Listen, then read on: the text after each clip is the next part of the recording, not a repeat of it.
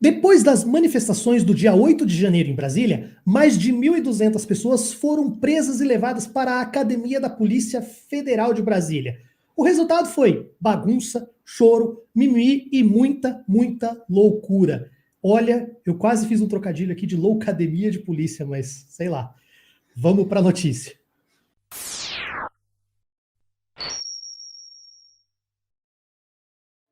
Eu acho que assim, eu não preciso lembrar ninguém da história, né, da tentativa de golpe que rolou no dia 8, porque isso aí com certeza vai estar nos livros de história daqui para frente, então dispensa lembranças.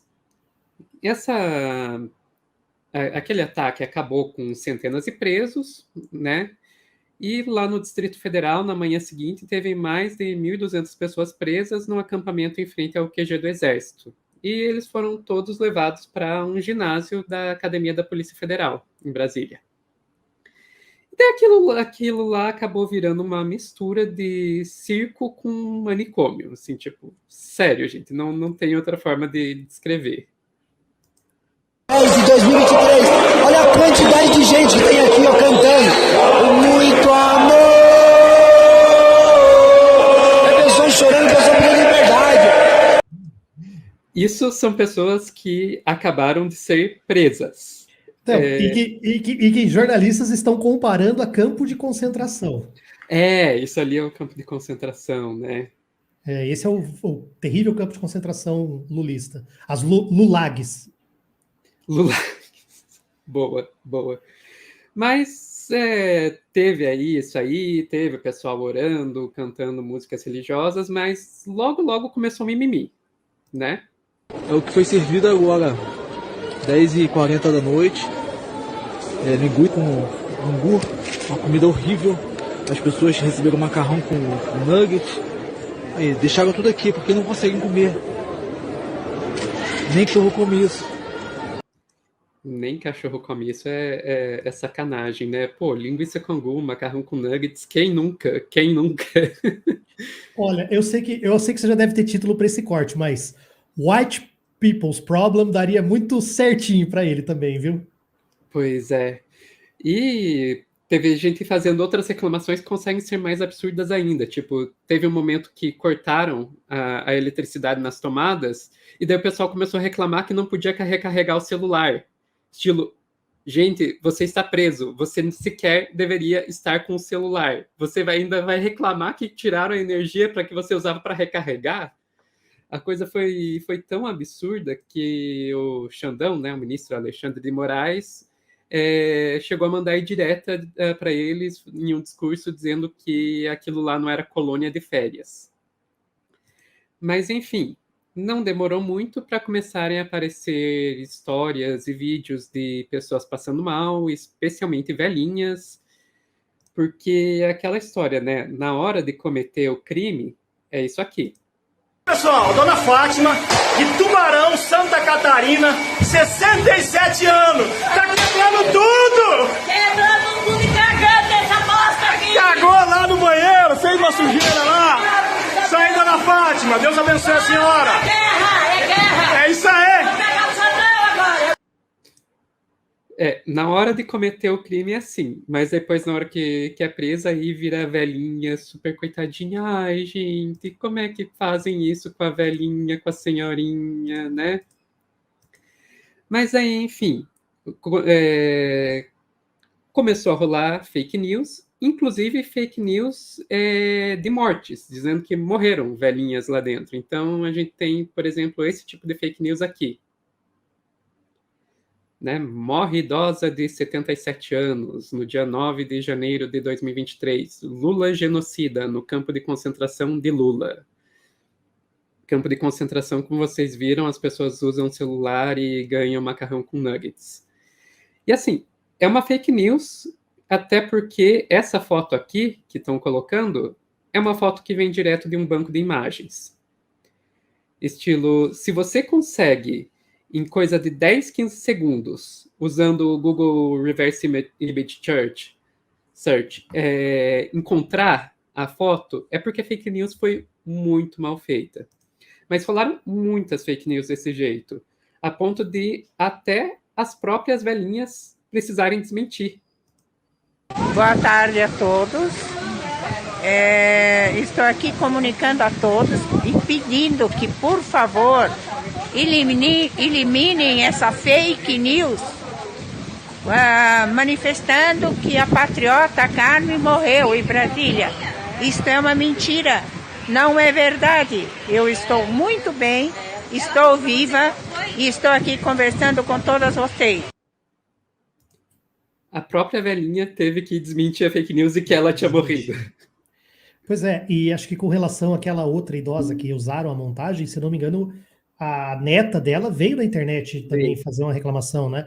Ela é uma idosa que realmente faleceu, mas faleceu há 3, 4 meses atrás. Então, assim, ainda estão usando a imagem de uma pessoa que causa mais, sabe, dor, mais tristeza para a família. Então, tem todos esses aspectos, assim, colaterais do uso de uma imagem de uma pessoa que você não tem autorização, que você não sabe de nada, mas eles estão, assim, né, pouco se lixando por esse tipo de coisa. Exato. Mas, diante de todas essas fake news sobre mortes e todos os vídeos de gente passando mal e tudo mais, isso acabou causando uma reação, né? Vamos ver aqui o Presos que estão. o Paulo Capelli, o interventor que está responsável pela segurança pública lá no Distrito Federal. A todas as pessoas que foram encaminhadas para a Academia Nacional de Polícia da Polícia Federal estão sendo tratados com todo o cuidado, com o máximo de respeito. Ontem teve o almoço, teve a janta, chegou o café da manhã agora, mais cedo já chegou o almoço. Tem lá um hospital de campanha montado pelo Corpo de Bombeiros. Eu saí de lá ontem 2 horas da madrugada e tinham 7 ambulâncias posicionadas, total segurança. Então, eles estão sendo tratados da forma mais cuidadosa e mais equilibrada possível. A pergunta que eu acho que tem que ser feita é anterior. Como? Por que tinham crianças num acampamento terrorista, um acampamento com criminosos? A gente tinha, antes eles estavam numa situação de real perigo. Você tinha crianças, idosos, num acampamento misturado com uma série de criminosos. Eu posso garantir que na Polícia Federal eles estão muito bem cuidados, serão respeitados e terão todos os seus direitos garantidos. Ele aí endereça a questão da saúde, etc., e levanta uma outra questão que é interessante, né? Que é quando a Polícia Federal desmontou o QG, tinha crianças lá, estilo um acampamento cheio de criminosos, o que é isso, e tinha crianças lá. E, de fato, a CNN chegou a ir lá na Academia de Polícia da Polícia Federal, onde estavam presas todas aquelas pessoas, e constatou que, de fato, tinha SAMU, tinha bombeiros, tinha defensores públicos, tinha representantes da OAB, então não tinha razão para acreditar que estava acontecendo algum tipo de ilegalidade lá. De ilegalidade ou de crime contra o respeito aos direitos humanos, né? Falando em direitos humanos, nessa hora os bolsonaristas lembraram que isso existe, né? Nessa hora, dentro dos grupos de Telegram de bolsonaristas, de repente começa: cadê os direitos humanos? Não existe mais no Brasil? Você tem que se segurar para não olhar e começar a soltar, não, direitos humanos para humanos direitos, ou um bandido bom é bandido morto, jogar na cara deles, né? Porque nessa hora lembra dos direitos humanos.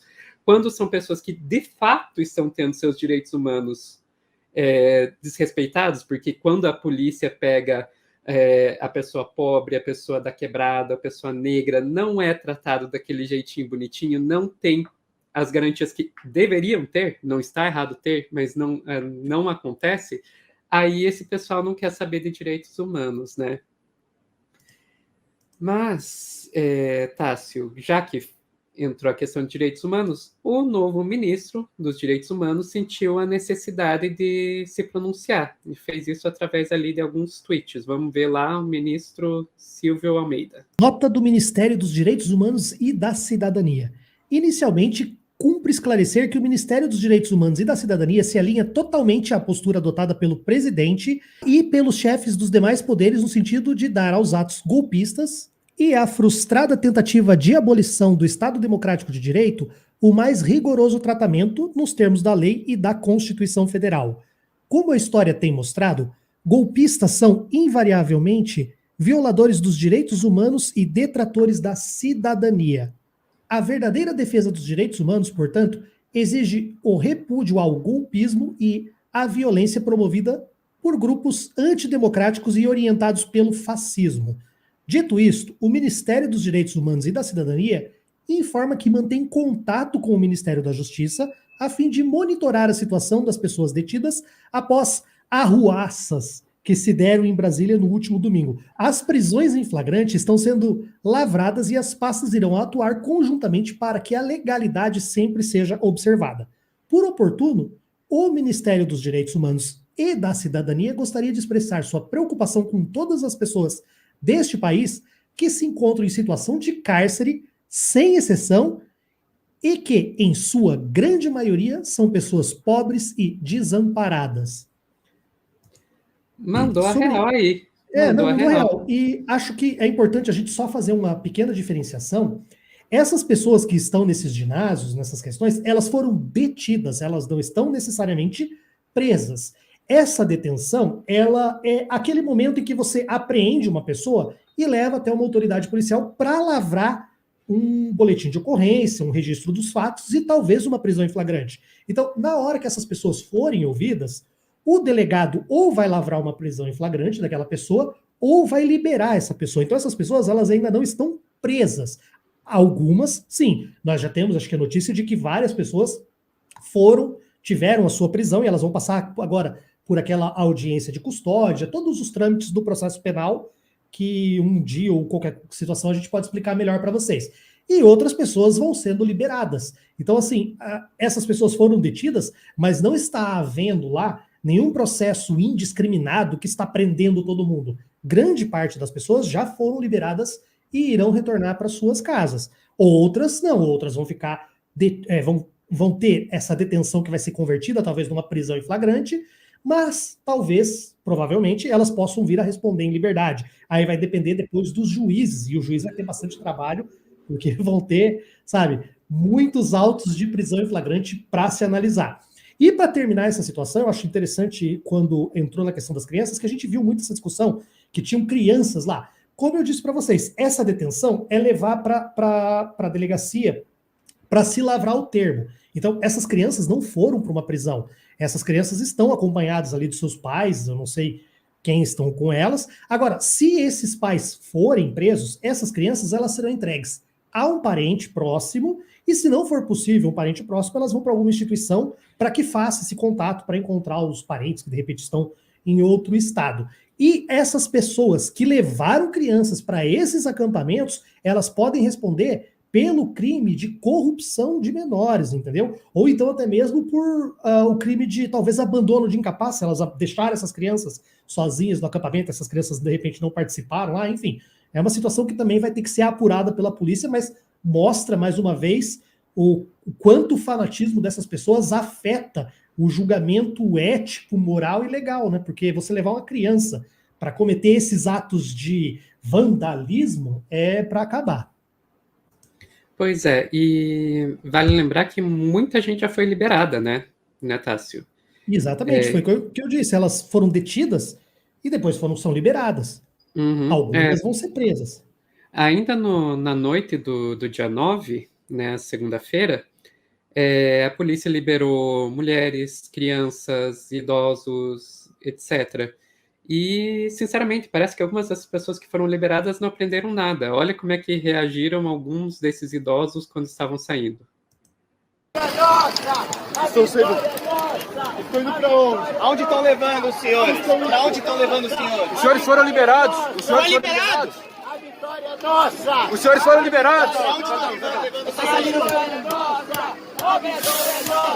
Para onde estão levando os senhores? E daí continua assim, o vídeo inteiro tem uns 2, 3 minutos, o ônibus passa e e os jornalistas tentando entender o que estava acontecendo, e eles só ficavam, a vitória nossa, a vitória nossa. É uma coisa realmente. E talvez a maior loucura veio numa notícia de hoje, dia 11 de janeiro, com isso aqui, ó. Deputados bolsonaristas são barrados ao tentar visitar suspeito de ataques golpistas e ouvem cobranças. Cadê o Bolsonaro? Até agora, do total de detidos, 600 foram liberados e outros 500 transportados para o sistema prisional. É legal que essa Eles nota... ainda estão esperando o Bolsonaro. Eles estão achando que o Bolsonaro vai... Amigos, Bolsonaro tá lá. Bolsonaro fugiu para os Estados Unidos. Não sei se ele está ainda com o intestino trancado ou se está visitando o Mickey na Disney, mas está nos Estados Unidos. Não vai vir aqui cuidar de vocês. Vocês foram abandonados. Não, e é interessante ali que nessa notícia a gente já viu ali, 600 pessoas foram liberadas e 500 foram levadas para o sistema prisional. Essas 500 que foram liberadas, sim, essas foram presas. Mas aqueles lugares onde eles estavam com celular e com outras situações, aquilo é um campo só para mera detenção, entendeu? Então, e assim, quem dera, né, Sofia, que as pessoas que fossem detidas nesse país tivessem esse tratamento. Porque se eles estão reclamando disso, eu acho que talvez eles pudessem se solidarizar com a situação de muitas pessoas que passam por coisas piores, sabe? Então, assim, é até desproporcional falar o tratamento que eles estão recebendo e o tratamento que eventualmente nós receberíamos de uma junta militar, de um governo do Bolsonaro, caso fôssemos, sei lá, detidos por estar pedindo aumento de salário para professores. Exatamente. Exatamente. É só, não precisa nem isso, é só comparar com, mesmo no governo aí da democracia liberal que a gente vive, como são tratadas as pessoas que são encarceradas, as pessoas pobres, as pessoas negras, não recebem...